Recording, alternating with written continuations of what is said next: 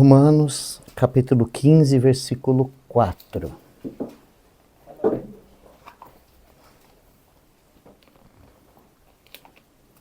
Está escrito assim: porque tudo que outrora foi escrito, para o nosso ensino foi escrito, para que pela paciência e consolação das Escrituras tenhamos esperança.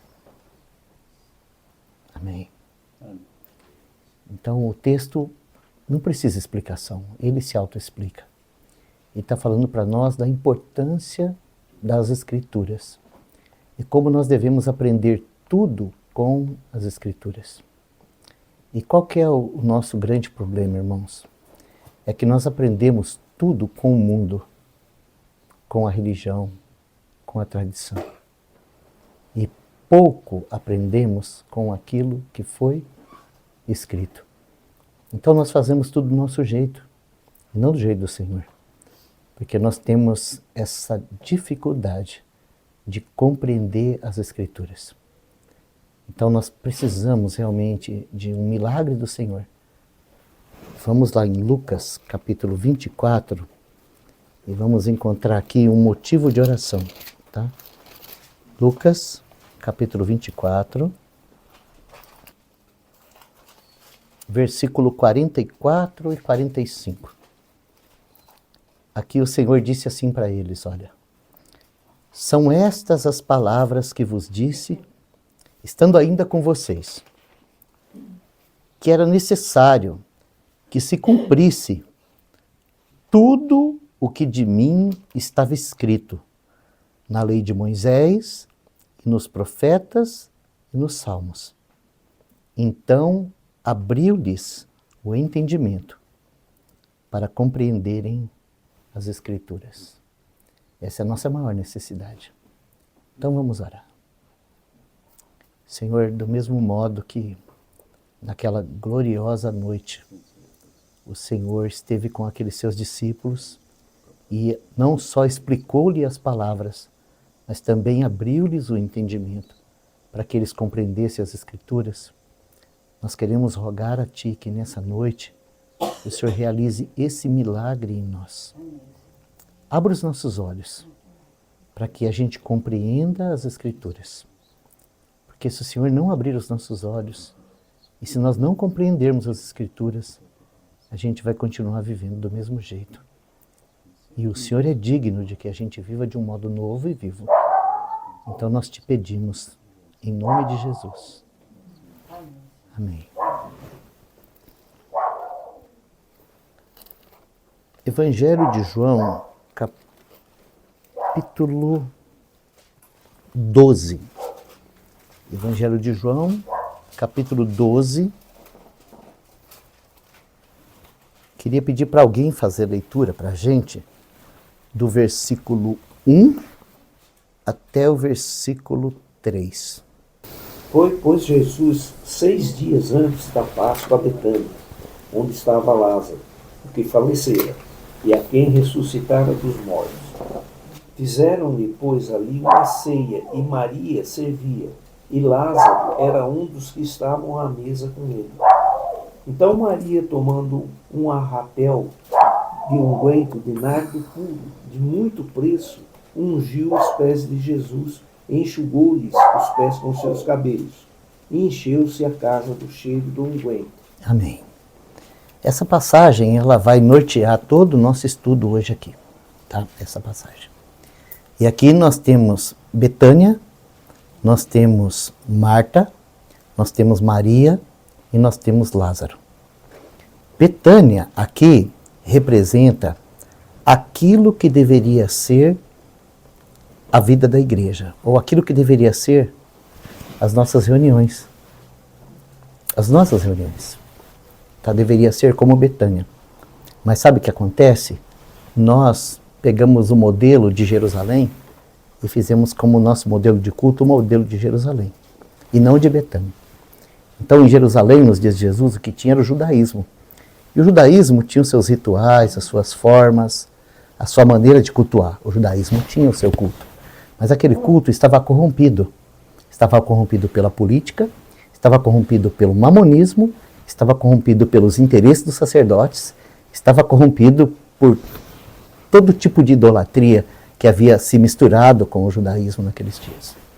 Então, o Senhor, em Jerusalém, ele só encontrou dificuldade. Mas em Betânia, ele encontrou uma casa. E ali ele começa a deixar para nós vestígios daquilo que seria a vida da igreja. Ou seja, a vida da igreja não tinha nada a ver com uma construção de um templo numa cidade onde todo mundo tinha que ir lá de vez em quando fazer alguma coisa. A vida da igreja teria em cada santo um templo que viveria para a glória de Deus. Não é muito diferente isso?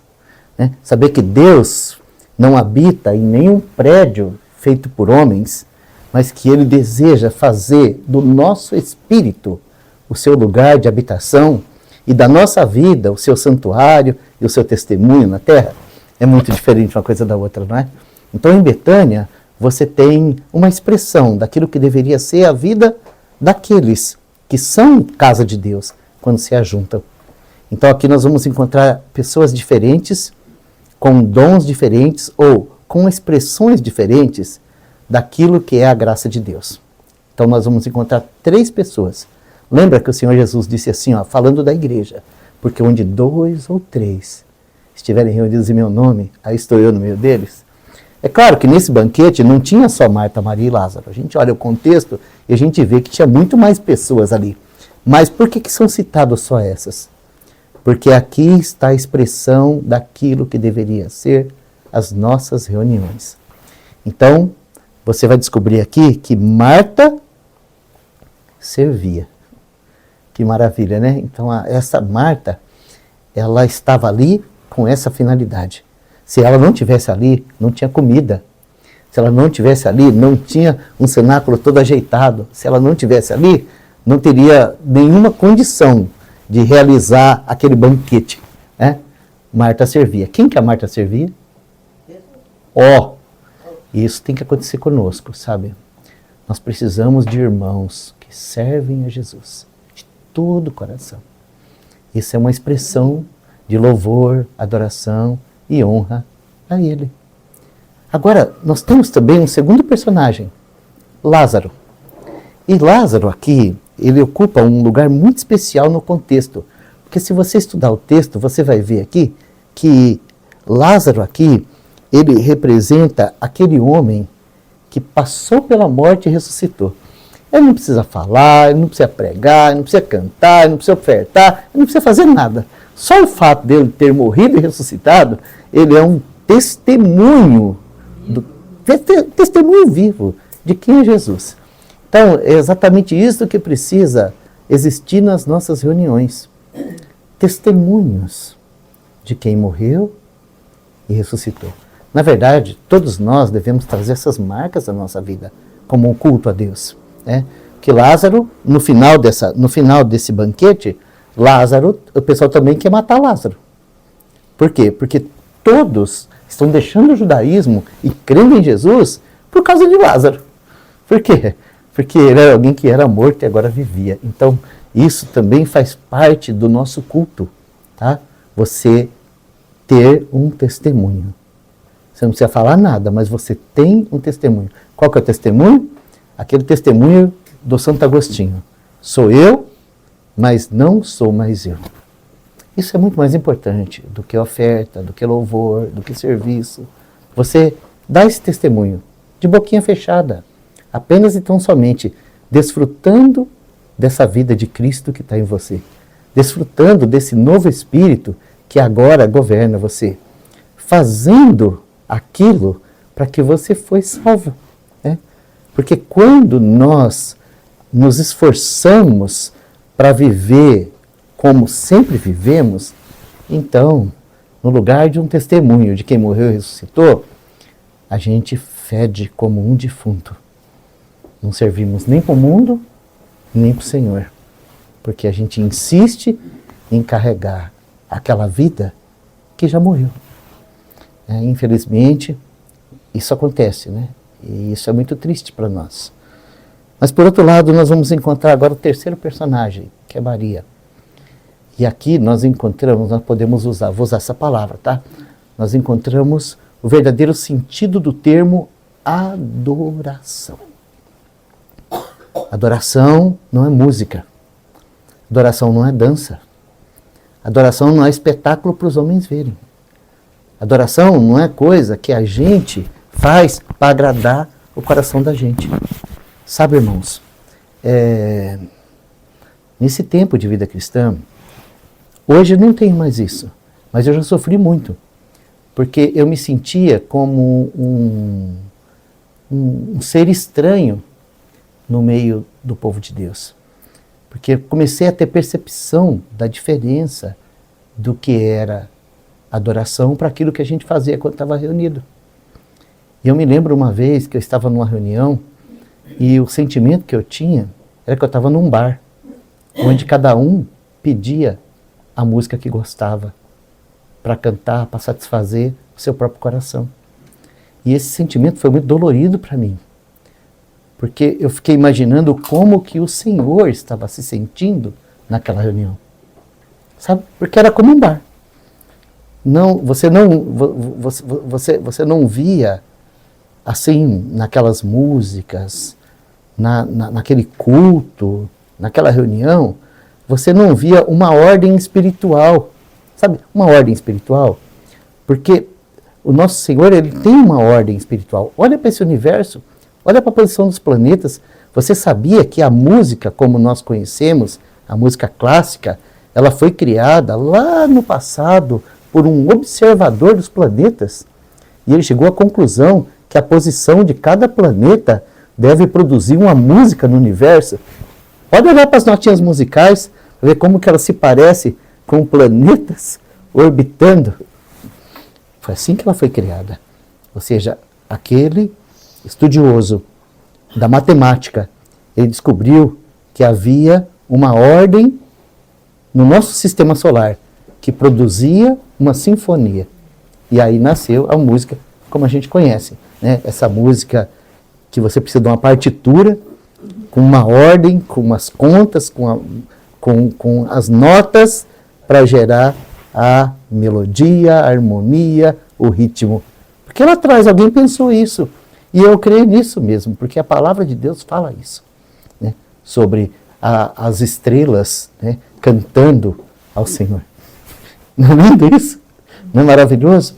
Então, e aí nós fazemos uma reunião cristã, onde nós destoamos tudo, porque cada um tem uma preferência musical, cada um tem um tipo de canção. E eu penso que isso acontece porque realmente nós não aprendemos com a palavra, nós aprendemos com a tradição. Então, o pessoal faz, é gostoso, vamos fazer também. Nós fomos lá, vimos, todo mundo achou legal, então vai ser legal aqui também. E isso é algo que só a palavra pode vir e colocar aquela ordem que precisa ser colocada, a palavra do Senhor. Então, irmãos, aqui nós vimos, tá, em germen, o padrão, tá? Marta servindo, Lázaro como testemunho, Maria adorando. Então, para falar de adoração, nós precisamos entender um pouquinho o significado dessa ação da irmã. Porque o texto vai dizer assim, que ela tomou um arratel de unguento de nardo puro de muito preço. Alguns estudiosos da Bíblia já passou para nós que essa palavra arratel significa 350 gramas. Então, a gente já tem uma noção da quantidade. 350 gramas era um arratel. Nardo puro era algo muito caro. Para que servia esse arratel de nardo puro? Então, alguém já falou, calculando o preço desse perfume, que era necessário, pelo menos, vamos falar assim, vamos usar esse termo, tá? Para um trabalhador braçal da época, trabalhando por diárias, de manhã até a tarde, né? Ganhando 1 denário por dia, então era necessário, pelo menos, aí uns 350 dias de trabalho só para comprar esse perfume. Então, nós estamos falando assim de alguma coisa realmente de muito valor. Agora, vamos lá. Vamos para a tradição, que a tradição vai ensinar para a gente alguma coisa. Para que as mulheres daquela época tinham esse tipo de investimento? O que movia uma mulher daquela época comprar e juntar perfume, trabalhar? Porque, vamos dizer assim, se era um ano de serviço, então era algo que, vou falar assim, na minha capacidade de economizar, tá? Era algo que eu ia levar pelo menos 10 anos para conseguir isso bem focado. Né? Pelo menos 10 anos de economia para conseguir. Então, qual que era o destino normal desse tipo de perfume, segundo a tradição, né, do mundo antigo? Muito bem. Então, eu vou tentar explicar para vocês um pouquinho do que era as mulheres do mundo antigo. Né? Porque hoje, infelizmente, né, até o lugar da mulher na sociedade, a gente já nem sabe mais qual é. Porque hoje a mulher é macho, a mulher é provedor, a mulher é assistente, a mulher é independente, a mulher, ela é mãe, mas ela paga alguém para fazer o serviço de mãe para ela. A mulher, hoje, infelizmente, é isso que o inimigo tem feito com a mulher, tem arrancado da mulher aquela posição que o Senhor colocou para ela. Mas lá no mundo antigo, uma das coisas que era mais significativo para a mulher era ser esposa, era casar. E naquela época, ao contrário de hoje, era o noivo que escolhia a noiva. Entendeu? Não era a noiva que escolhia o noivo, não. Era o noivo que escolhia a noiva. E o casamento, ele tinha uma série de eventos que o precedia. Ou seja, esse assunto, ele era resolvido antes, tá? Isso acontecia lá entre os pais e havia aquele negócio da noiva que era desposada com fulano, ou seja, ela já muito cedo ela era separada para se casar com aquela pessoa. E a partir daquele momento, né, que era chamada de noiva, né, a partir daquele momento começava a preparação. E as demandas da noiva, as demandas dela, né, como, vamos falar assim, né, tradicionalmente, há uns 30 anos atrás, havia isso aqui no Brasil, né, como tradição, que as mulheres tinham que juntar o enxoval, né? Essa era a parte das demandas da noiva, né? E as demandas do noivo, naquela época, estava muito relacionado com a casa aonde eles iam morar e também com aquele local aonde seria celebrado o casamento. E qual que era a data do casamento? Ou seja, não era como hoje, que marcava a data, fazia os convites, mandava... Não. Selecionava, sim, ali quem seria, nos nossos dias, os padrinhos, né? Que não havia isso, mas havia as amigas da noiva e os amigos do noivo. Aquelas damas que acompanhavam a noiva no casamento, cada uma com a sua responsabilidade. E já os amigos do noivo, eles não tinham esse negócio de acompanhar a noiva no casamento, não. Eles trabalhavam duro para ajudar o noivo a terminar de fazer a casa, preparar a festa para ele casar logo. Esses eram os amigos do noivo. Então, quando o João fala assim, eu sou amigo do noivo e eu estou feliz de ver que o noivo chegou, né? Ele estava falando disso, que ele estava trabalhando duro para preparar o casamento. E esse é o trabalho dos ministros do Evangelho. Todos os ministros do Evangelho são amigos do noivo. Então, eles trabalham para que o casamento aconteça logo. Porque o casamento, ele aconteceria quando a casa ficasse pronta, o local de festa estivesse pronto, quando tudo estava pronto, terminado, então o noivo corria lá roubar a noiva. E isso trazia, vou dizer assim, todo o romance do casamento trazia nesse ato do noivo roubar a noiva. Agora você imagina que aquele moço vem trabalhando, e naquele dia terminou aquela construção meia-noite. Sabe, já faz tempo que ele está trabalhando. Então ele não vai esperar amanhecer o dia para o casamento. Ele terminou, ele corre lá buscar sua noiva. Então, no momento em que ele chegava e roubava sua noiva, o primeiro ato dela era destampar aquele vidro de perfume e despejar sobre ele. Então, aquela festa ia durar uma semana. E aquele perfume, sabe, seria a primeira marca da festa. Porque quando eles chegavam, a festa já estava pronta. Todo mundo já estava lá. Porque alguém falou assim, o noivo veio, roubou a noiva, então vamos para a festa. Né? E ali eles celebravam aquele casamento por 7 dias. Mas lembre-se disso, aquele perfume tinha endereço. Aquele perfume tinha valor. Porque aquele perfume seria assim, vamos dizer assim, o primeiro presente que o noivo receberia da sua noiva. Então, adoração é isso. Adoração é quando nós oferecemos ao Senhor presentes. Quando nós antecipamos essa festa, esse gozo, e nós oferecemos ao Senhor presentes. Presentes de valor. Não é qualquer coisa. Presentes de valor. Então vamos dizer assim, quanto tempo essa irmã passou juntando esse perfume? E ela tinha no coração dela que um dia ela ia encontrar o noivo e ela despejar esse perfume sobre ele. E olha, que ela fez isso por todos nós. Porque aquele dia ela viu que o noivo era aquele lá. Falou assim, esse é o verdadeiro noivo. Todos os outros é só figura e tipo. Esse é o verdadeiro. Então, né, um casamento vai acontecer no universo. E eu estou aqui representando a noiva. Despejou aquele perfume sobre o Senhor. Para aqueles interesseiros, aquilo era só um desperdício. Né? Judas falou assim, nossa, eu não podia pegar isso aí, vender, comprar muita cesta básica, ajudar os pobres. Estava lá preocupado em ajudar pobre nada. Ele estava pensando em encher o bolso dele. Entendeu? E ele conseguiu convencer todos os outros discípulos que ela estava errada. Mas o Senhor falou assim, ó, isso que ela fez foi para mim. Ela me preparou. Ela me preparou para a sepultura. E em todo lugar que o Evangelho for anunciado, ela deve ser lembrada. Como que ela deve ser lembrada? Ela deve ser lembrada como a verdadeira adoração. Ou seja, nós não precisamos só ficar admirado com o que ela fez. Nós precisamos aprender isso. A oferecer ao nosso Senhor cânticos de louvores, que seja um perfume de cheiro agradável às narinas dele e de todos que estiverem juntos.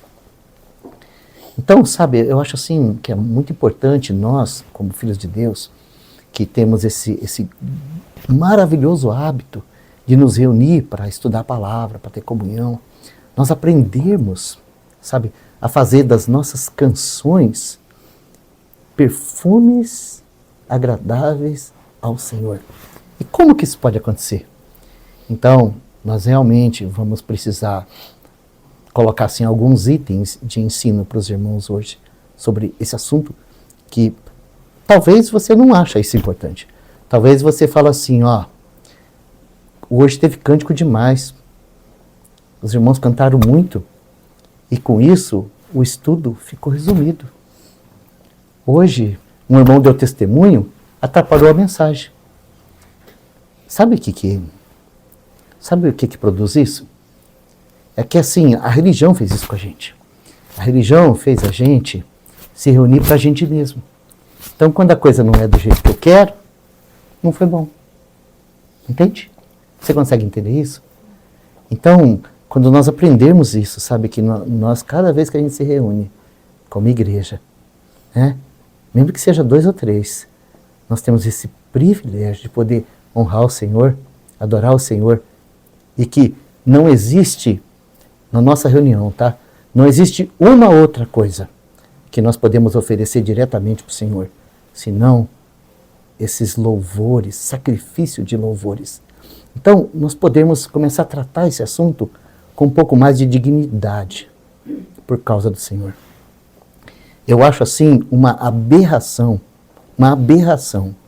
o Espírito Santo comunicar no meu coração um cântico para repartir com a Assembleia e eu não saber nem a letra, e eu que canto esse cântico há 20 anos, eu não saber a letra dele, e eu precisar ir lá no WhatsApp, no YouTube, buscar a letra para eu poder acompanhar os irmãos, uma oferta de adoração que eu estou fazendo para o Senhor.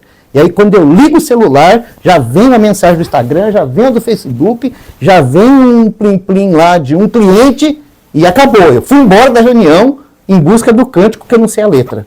Então isso, irmãos, tem acontecido no nosso meio. Não aqui não, irmãos. É por todos os lados onde a gente vai. Porque nós esquecemos disso. Que se tem uma única coisa que nós podemos oferecer ao Senhor de coração e agradá-lo em cada reunião, e isso está relacionado com adoração.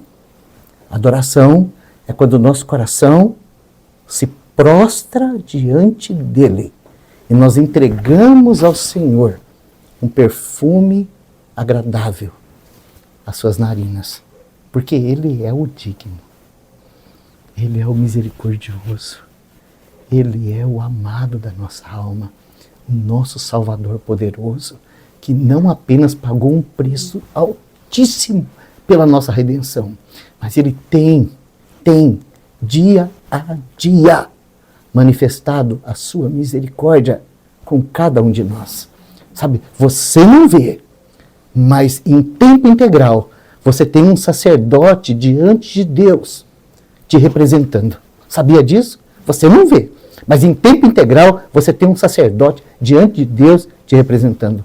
Você não vê, mas o Espírito Santo foi enviado para habitar dentro de você e guiar você até a eternidade.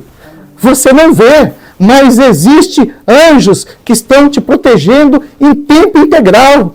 Você não vê, mas todos os dias o Senhor tem provido o melhor para você. Então, nós precisamos aprender a fazer isso com as músicas. Nós temos que ter disciplina. Nós temos um caderninho de cântico que não tem muito cântico. Isso não é nada perto de que outros irmãos fizeram no passado. Eu penso que não é difícil a gente meditar nas canções, aprender elas, cantar durante a semana, orar ao Senhor e falar assim: Senhor, hoje tem reunião, o que o Senhor quer ouvir? Ó Senhor, eu gosto tanto dessa música, mas é essa mesmo. Entende, irmãos? São coisas simples, bem simples, que precisa ser gerado no nosso coração. Porque nós viemos de uma religião onde a gente sempre encontrou tudo pronto. Tá? A gente chega lá, a pregação está pronta, as músicas estão prontas, o som está pronto. É tudo lindo, maravilhoso. A única coisa que você tem que fazer é ofertar. O resto está tudo certo. Então o que nós acostumamos? A sentar, ouvir, receber. Oh, que maravilhoso o culto hoje. Foi para você o culto? Você acha que é isso mesmo, culto? Então, sabe, o Senhor tem que fazer isso conosco. O Senhor tem que produzir quebrantamento no nosso meio, lágrimas de arrependimento, entrega, renovação, sabe? De tal forma que quando a gente sair daqui da reunião, lá no céu, sabe? Haja um silêncio lá assim, ó. E o Rei dos Reis fala assim, ó. Hoje lá em Arapongas teve um culto maravilhoso. Vocês entenderam? Como a gente precisa disso? Então, eu quero ler só mais 2 porções. Não vou alongar muito. Só mais 2 textos. Vamos ler um que está lá em Hebreus, capítulo 13. Hebreus, capítulo 13, versículos 15 e 16. Só o 15 e 16. Mas antes da gente ler o 15 e 16, eu quero fazer só um comentário do versículo 13. No versículo 13, diz assim, ó, saiamos, pois, a ele fora do arraial, levando o seu vitupério. Se vocês voltarem um pouquinho atrás, vocês vão entender que esse arraial que ele está falando aqui é o judaísmo. Porque o judaísmo fez assim com o Senhor, ó, fora com esse. Entendeu? Foi isso que o judaísmo fez com o Senhor, fora! Sabe o que a gente faz com o judaísmo? A gente fala assim, vem judaísmo, vem pro cristianismo, porque nós queremos casar o judaísmo com o cristianismo, e aí nós vamos poder agradar a Deus. Então, o escritor aos Hebreus, a ênfase dele é o seguinte, Cristo é maior que Moisés, Cristo é maior que a lei, Cristo é maior que o sacerdote do judaísmo, Cristo é maior que os rituais, Cristo é maior que o templo, Cristo é maior que a cidade. Esse é o assunto de Hebreus. Então, quando ele vai concluir o assunto, né, ele fala assim, ó, verso 12. E por isso também Jesus, para santificar o povo pelo seu próprio sangue, padeceu fora da porta. Show com este. Ele morreu lá fora. Então ele fala assim, ó, saiamos, pois, a ele, fora do arraial, levando o seu vitupério.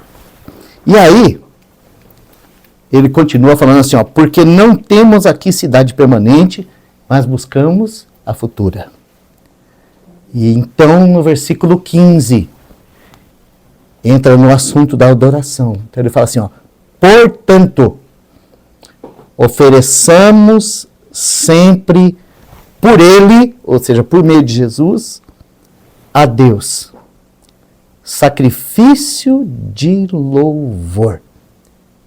Ó, sacrifício de louvor. Não é mais sacrifício de bode, de touro, de bezerro, não é mais dízimo, não é nada disso. É sacrifício de louvor. Tá? E aí ele vai explicar para nós o que significa isso. Olha só. Isso é, ou seja, ele vai explicar. Isso é fruto de lábios que confessam o seu nome. Tópico 1, tá? Fruto de lábios que confessam o seu nome. O que é sacrifício de louvor? É produzido aqui, ó. Lábios que confessam o seu nome. Glória a Deus, né? Glória a Deus. Glória a Deus. Mas não termina aí, tá? Ele continua falando. E eu quero pegar pelo menos o segundo tópico aqui, porque nós também louvamos o Senhor dessa maneira, tá? Então, no verso 16, ele fala assim, ó. E não vos esqueçais da beneficência e comunicação, porque com tais sacrifícios Deus se agrada. Então ele colocou aqui, né, junto com a confissão dos lábios, ações de graça. Ações que produz louvor a Deus. Ações, tá? Beneficência é ação. Você não foi alcançado pela misericórdia de Deus? Então, quando você usa de misericórdia para com os outros, você está produzindo louvor. Entende isso? Sabe o que significa comunicação, irmãos? Aqui, no grego, aqui significa repartir. Repartir. Repartir. Isso é comunicação. Então, o Senhor tem te abençoado, abençoa outros. Reparte. Quando você faz isso, você também está produzindo louvor. Ação de graças. Paulo fala disso. Vamos lá. 2 Coríntios capítulo 9, versículo 12. Eu vou ler só o versículo 12, tá? Só o 12. Mas se vocês quiserem, vocês podem pegar esse texto e estudar o capítulo inteiro. E aqui está tudo que nós estamos falando aqui sobre louvor a Deus, tá? Aqui está tudo aqui. Sobre esse aspecto da beneficência e da comunicação. Olha só. Porque a administração desse serviço não só supre as necessidades dos santos, mas também é abundante em muitas graças que se dão a Deus. Sabe, a beneficência e a comunicação produz muitas graças a Deus. Muito bem. Vamos tomar mais um texto que está em 1 Crônicas. Tá? 1 Crônicas, capítulo 16, a partir do versículo 7. Aqui nós temos a introdução do louvor naquela congregação lá do Antigo Testamento.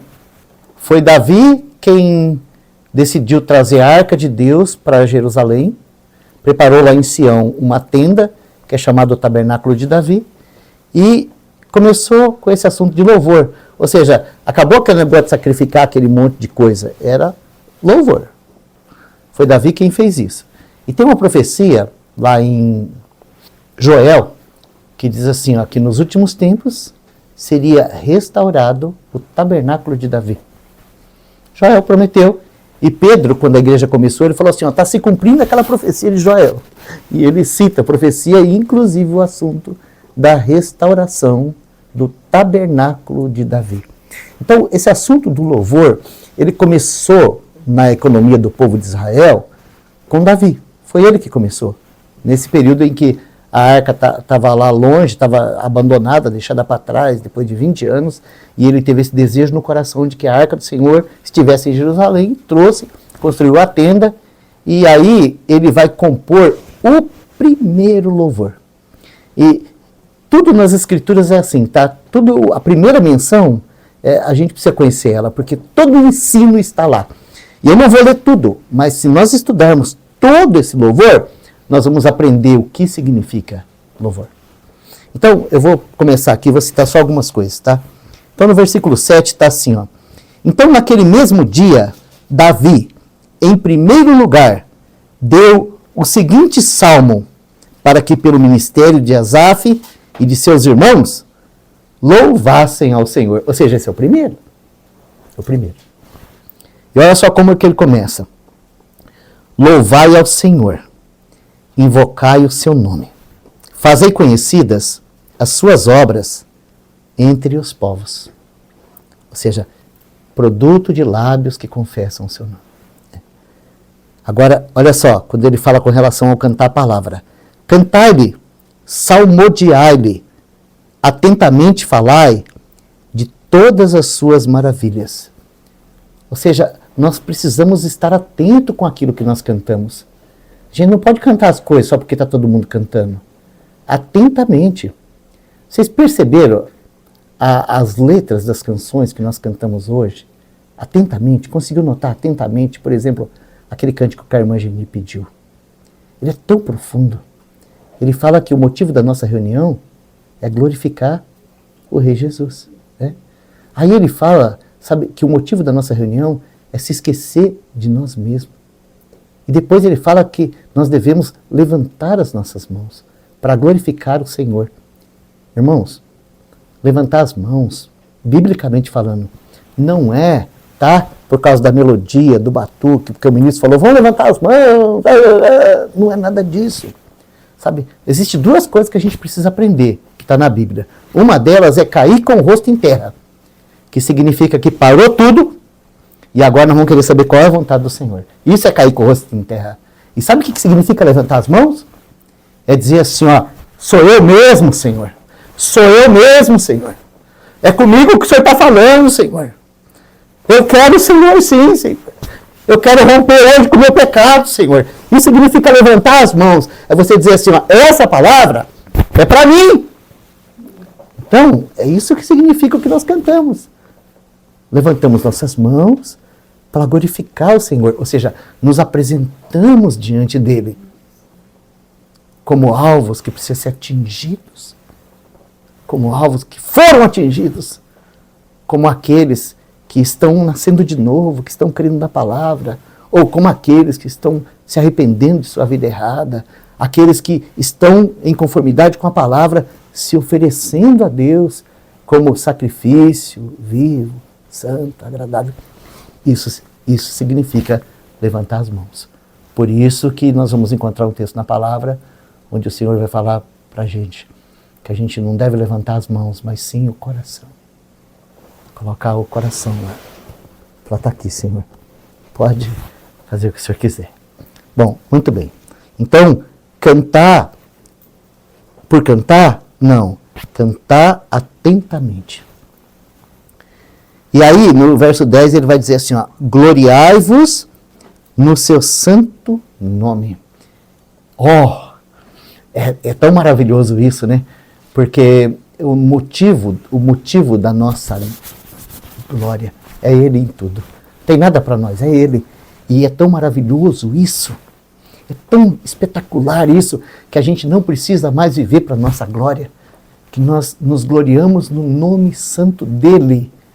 E o nome dEle é aquele nome que está acima de todo nome, e nós estamos inseridos naquele nome. E agora, sabe, aquele nome nos garante diante do Pai, E é naquele nome que nós vivemos aqui. Então nós não precisamos nos preocupar mais com o nosso nome, mas nós temos que gloriar-nos no nome dele. Viver para a glória do nome dele. Sabe que eu vou falar assim das coisas mais vulgares que eu tenho visto nessa vida aqui. Das mais vulgares que eu tenho visto. Das maiores aberrações que eu tenho visto.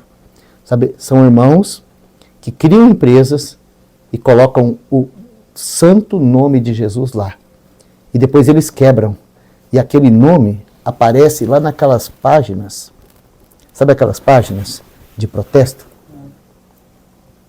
Não é muito vergonhoso isso? Não é? É envergonhar o nome do Senhor. É envergonhar o nome do Senhor. Então, quando a gente descobre que a gente não faz mais nada no nosso nome, mas que agora nós vivemos debaixo desse novo nome, a gente passa a ter cuidado com cada uma das ações da nossa vida também. Porque a gente sabe que até mesmo se o nosso nome for para o cartório de protesto, ele está intimamente ligado com aquele nome que está acima de todo nome. Você já percebeu que o mundo fala de boca cheia, assim, ó, o crente, o evangélico, aquele que anda com a Bíblia para cima e para baixo, não pagou a conta aqui, não é assim? São os piores clientes. Então, mas a gente não devia ter vergonha disso? Porque nós fazemos parte dessa família. Então a gente tem que aprender a se gloriar no nome do Senhor, a amar esse nome. Sabe, quando a palavra de Deus fala assim, ó, santificado seja o teu nome, tá?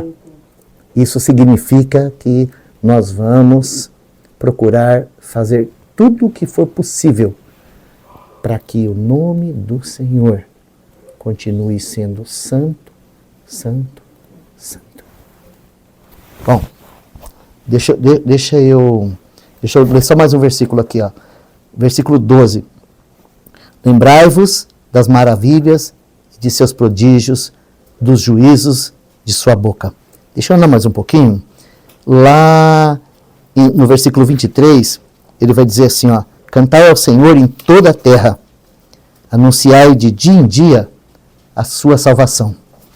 Ele vai dizer no 24 assim, ó, contai entre as nações a sua glória, entre todos os povos as suas maravilhas. Aí no 27, ele vai dizer assim, ó, louvor e majestade há diante dele, glória e alegria no seu lugar santo. E aí ele vai dizer assim, ó, tributai ao Senhor, ó famílias dos povos, tributai ao Senhor glória e força. E aí ele vai dizer assim no 29, tributai ao Senhor a glória do seu nome. Trazei presentes, ó, trazei presentes. E vinde perante ele, adorai ao Senhor na beleza da sua santidade. Trema perante ele, trema toda a terra, pois o mundo se firmará para que não se abale.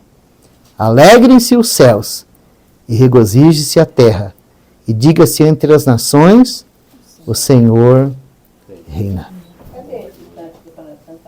Então, eu estou lendo aqui e eu não queria cantar esse cântico hoje. O que eu quero é que os irmãos meditem em cada frase. Porque o que ele está dizendo aqui é que se nós realmente fizermos no nosso momento de louvor um presente para o Senhor, então os céus vão se alegrar. E todas as vezes que o céu se alegrar com as nossas canções, nós vamos desfrutar desse gozo nas nossas reuniões. E nós precisamos mais disso do que qualquer outra coisa, de termos momentos de presença viva do Senhor.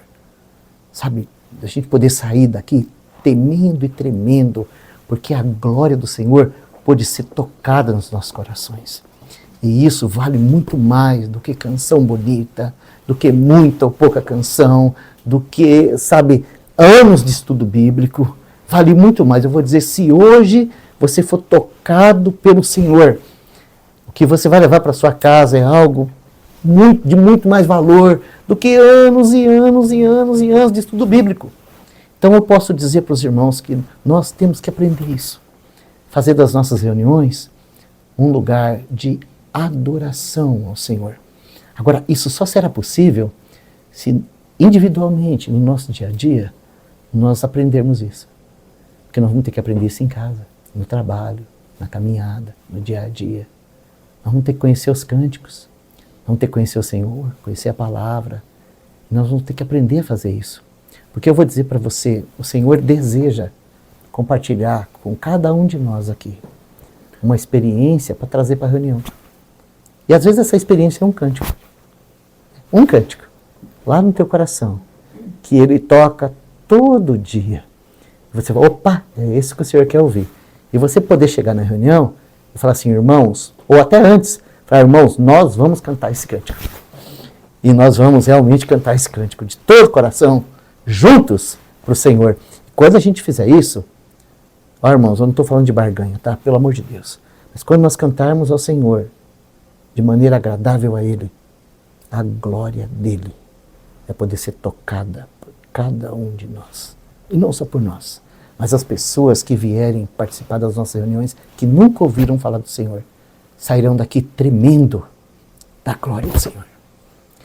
Nós teremos experiências vivas de regeneração, de transformação, de alegria, de esperança, no momento em que nós estaremos livres de nós mesmos, oferecendo ao Senhor aquilo ao qual Ele é digno em cada uma das nossas reuniões.